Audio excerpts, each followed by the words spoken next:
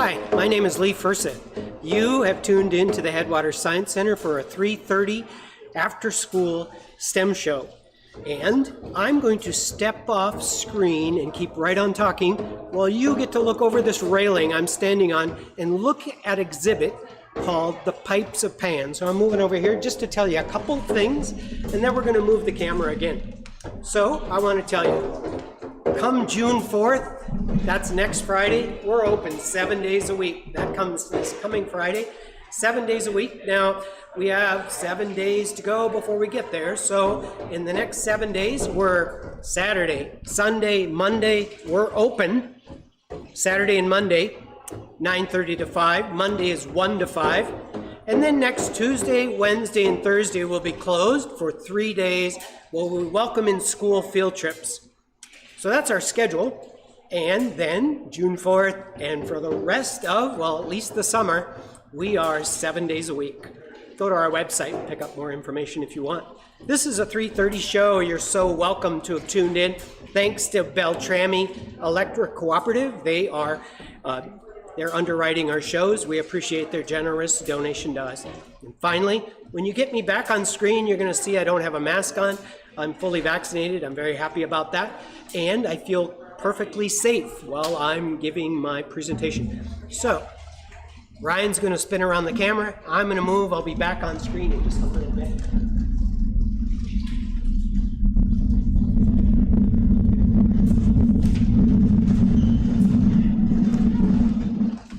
All right, here you come. I'm back on screen, and I'm going to tell you that today is all about sound making. And the reason you were watching The Pipes of Pan is that's one of our exhibits on our exhibit floor. It was invented by Julie Bankston. Oh yeah, Julie said, I think invented is a little bit of a strong word. She said, how about constructed? I said, okay. Julie Bankston constructed The Pipes of Pan, and you were just looking at The Pipes of Pan. Well, if you tune in every day at 3:30, you would have seen me last Friday. And last Friday, I was telling you about The Pipes of Pan, and I said longer is lower. That'd be lower pitch. Longer makes lower. And you looked at the 8 notes that are in that exhibit, and they start at a C, and they end at a C. And the one that's the tallest is the lowest. The one that's the shortest, well, that'd be the highest. And we're talking pitch now. Today, I want to talk about longest means lowest. Widest means lowest. And then we're going to talk about tension. Those are the 3 things we're going to cover today. But right now, I want to back up and I want to talk about sound waves. So here's a little bit about sound waves. They're invisible. You can't see them. They're invisible. You cannot see them. But right now, sound waves are coming out of my mouth and into this microphone, and off they go out over. And everyone can hear me because of the sound waves, but you can't see them. They're not moving through the air right now, and you can see the sound waves. But I'd like to show you how they actually work. Don't worry, we'll get back to sound is made with longest is lowest, widest is lowest, and then tension. Now for sound waves. So Ryan, he's going to reposition the camera just a little bit, and you're going to look down at this right here. This is a Slinky, a really fun toy that I used to play with all the time. It's a Slinky, and right now I have the Slinky, and it goes all the way from here to over here, and now we're going to simulate a wavelength. We're going to simulate it, which means they're invisible, but this is what it might look like. So here you go. We're going to cause a wave.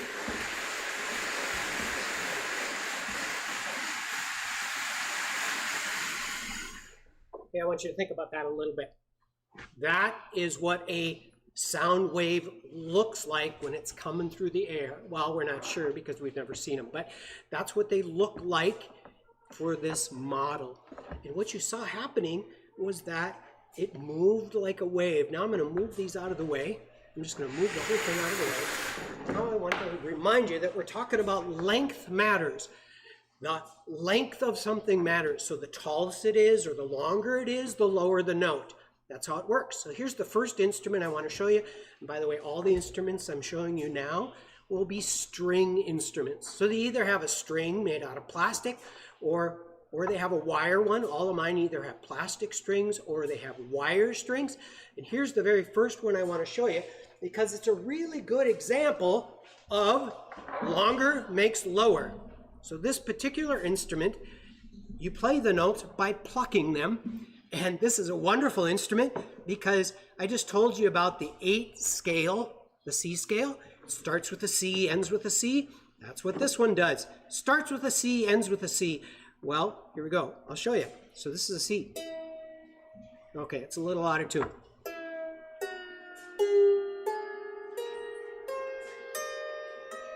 That was an 8-note scale. Started with a C. The last one I plucked was a C. By the way, there are 8 more I could play for you. Here we go.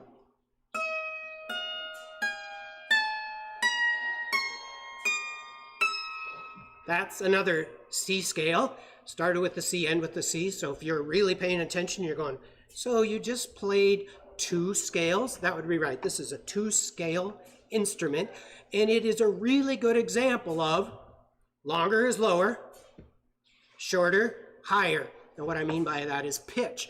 So here's the lowest C. Okay, it's a little out of tune. Here's the highest one. Short makes it higher, long makes it lower.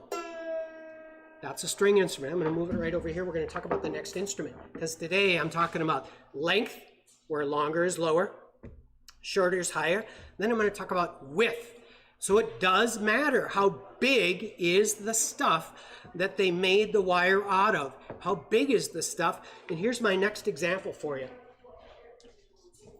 So this is a guitar, and for a guitar, hang on a second.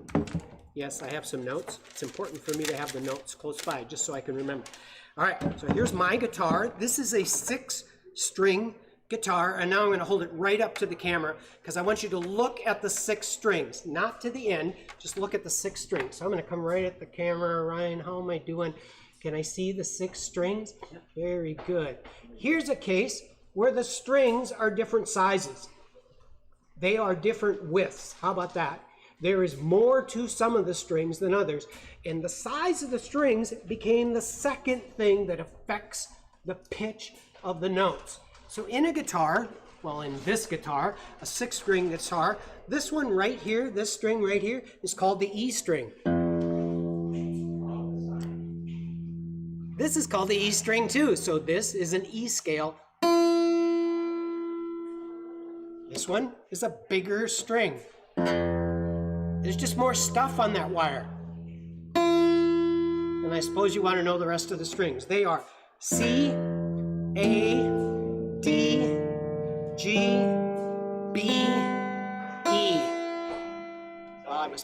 There's only 6 strings between the 2 E's, but there's 8 between the 2 E's. Great question. Ryan, I don't have any idea the answer to that question. It's a great, great question. I have no idea. But I want you to remember that today we're studying length means lower, size of the strings, bigger, wider, means lower, and then we're going to talk about tension. And I think I'll get back to that one to tell you where the rest of the notes are. Because there are 6 strings, but you can play all the notes. You can play every note that was ever invented on a guitar. Well, that might have been an exaggeration. You can play a lot of notes that are on a guitar. So now I'm going to go to the end of the guitar and tell you all the strings are the exact same length. They're all the same length. It's the same distance from here on this E to here, and it's really to here. And same is true for this one. So each of them was the same. So now the only difference is, that would be the size of the string. Oh, and there's one other difference. The tension. We're going to get to tension in just a little bit. This is a 6-string guitar, and that was a good one to show you how the size of the string mattered. The size of the material mattered. I want to show you a couple more instruments, and they might even be able to illustrate it better, that a bigger string makes a difference. So this one right here, this one is a banjo. And so in a banjo, this is a 4-string banjo. Are there 5-string banjos? I'm pretty sure. So now if you look, this one's going to be really tough to see. If you look, the strings are slightly different sizes, especially that first one. I'm going to hold it right up to you, especially that first one. And for this particular case, this is a D.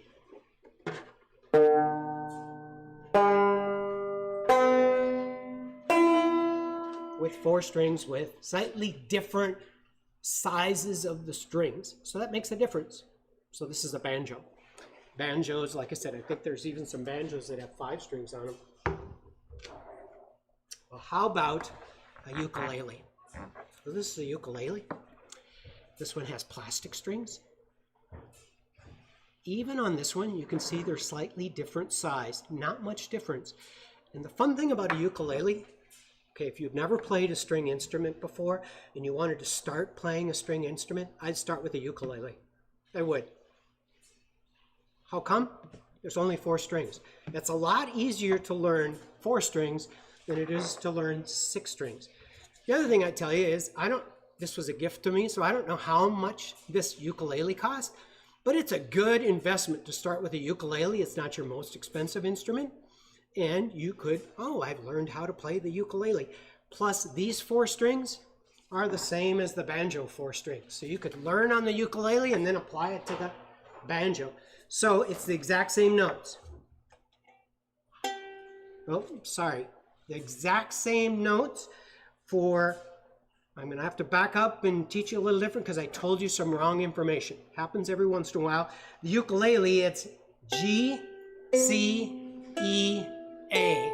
Those are the 4, and you can hear the difference. All right. So I'm sorry I have to back up and talk about the banjo a little bit more. Here's the banjo. And I told you that these 2 are the exact same. I'm wrong about that. Here's the banjo's 4 notes. And if you have those 4 notes, those 4 are the same as these 4. These 4. Skip number 1, number 2, just do these 4. That's the banjo notes. So now if you wanted to learn the banjo, you could start with these 4 on the guitar, learn how to play a song here, and then switch to the banjo. All right, so we're talking about size of strings, right? Bigger strings makes lower notes, and longer strings makes lower notes. And then comes tension. I'm going to go back to my guitar to talk to you about tension. All right, so how does a guitar work? By the way, lots of instruments work like this. So here's a guitar. This one's an E. This is an E. But it has been tightened to exactly that amount. So I'm going to now loosen it. You can come on over if you want, and you can sit right over in here. That would apply to all of you if you want. You don't have to. This is a live show, and we now have some real live viewers. So I'm going to loosen it, and now listen.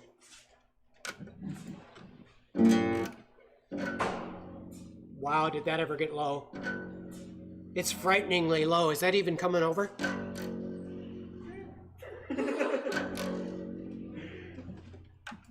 Let me put on my strap.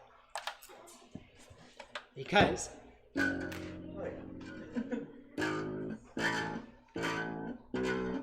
I'm playing the exact same string.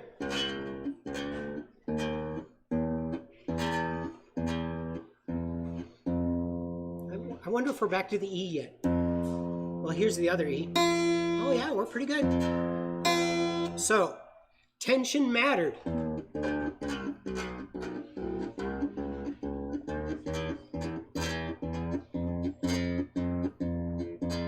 On a 6-string guitar, I couldn't tell you about other string guitars. Maybe there's somebody out there listening today say, I have a 12-string guitar. I don't know about 12-string guitars. I know about 6-string guitars. And I know that size mattered. So this one mattered. But so did tension. And that's how guitars work. So now we got tension. And would that be true of all of these other instruments I've already shown you? Yep, that would be true. Banjo's the same way. Tension matters. An interesting question just went through my head. Lee, if you were going to play a song using your banjo, could you invite 2 guests to go with you down to the Pipes of Pan and play a song right along with them? The answer would be yes, I could do that. They're playing along, playing notes on the Pipes of Pan, and I could play right along with them in the banjo. Well, it would depend on our skill level, but yes, we could play right along with each other. All right, so we've talked about length matters. Longer is lower. The width or the size of the string matters. The bigger, the wider, the lower. And then we talked about tension. I want to go back and talk about length for just a little bit, and then I have an instrument to show you right at the very end. All right, so this is a guitar. This might go back to Ryan's question about if it's an E, where did all the other, if it's an E that goes to an E and you only have 6 strings, where are all the other notes? Which is kind of what I got from that question. And I'm going to tell you that length matters. And when length is applying to a guitar, there's the length that's available to you. It's right there. That's the length, and that note is an E. So for all of you that know your notes, you know that that's a note coming that's a little bit higher than an E, and it's called an F. It's the note up from the E. So if I could only shorten my guitar, I could then play an F. But to shorten my guitar would mean, okay, I'm going to cut off the end of my guitar, I'm going to re-put those, except that you can move up your guitar with your finger and cover the string. And if you cover it hard enough with your finger, you shortened it. I'll show it to you. But first I want to teach you a word. If you have not heard this word before, you're going to go, what? Why do they call it that? So you see these marks? Each one of those marks indicates an area, and that area is called a fret. It's a fret. And when you decide to play a note, you could shorten it by pushing down on the string in that fret. Ooh, did that sound higher to you? It did to me. How about another one?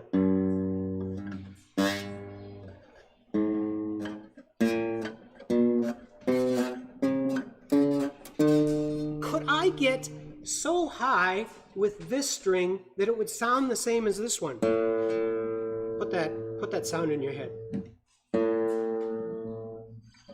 Is that the same sound? Okay, it's close. It's close. So, while this is an E, this is an A, but so is this. This is an A.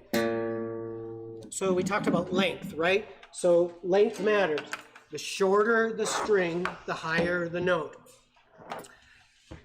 The bigger the string, wider the string, the higher the lower the note. Small strings, those are higher ones. And then tension mattered. So I'm about to sign off with you. I want to remind you, we are open Friday, Saturday, Sunday, and Monday. That's 9:30 to 5 o'clock for 3 of the next 4 days. Well, today is Friday. We close today at 5. Sunday, you could come by after lunch from 1 to 5, and that's when our show is. So we do this every single day at 3:30. Now I want to show you an instrument. All right. This is like the craziest instrument I've ever looked at, because if you look at it really carefully, it is all 3 things together, all of them. There are strings that are shorter, like this one over here.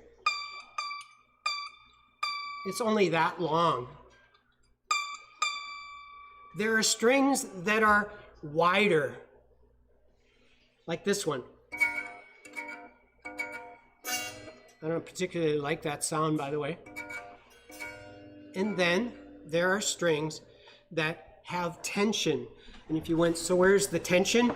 All of these right here are actually, they can be tightened. So how many strings are there?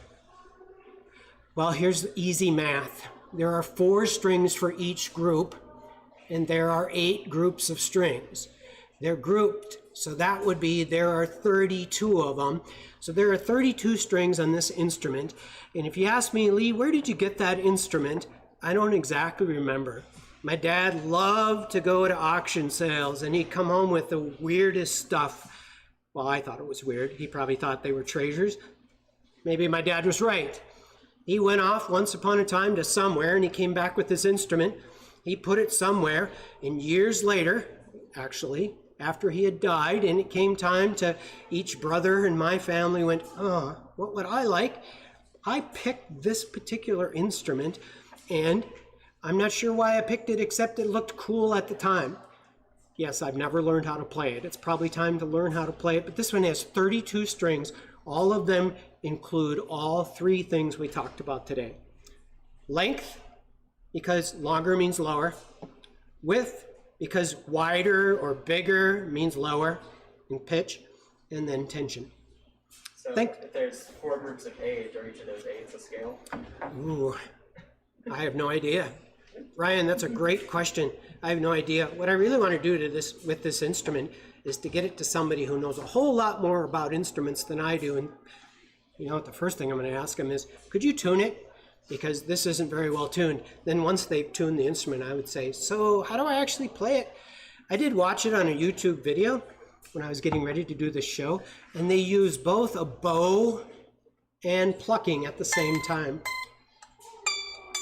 That's plucking. But they had a bow and they played it across it at the exact same time. Any more questions? Any questions? Any thoughts? You want to share a thought? You could be on live over YouTube right now. All right, thanks for tuning in.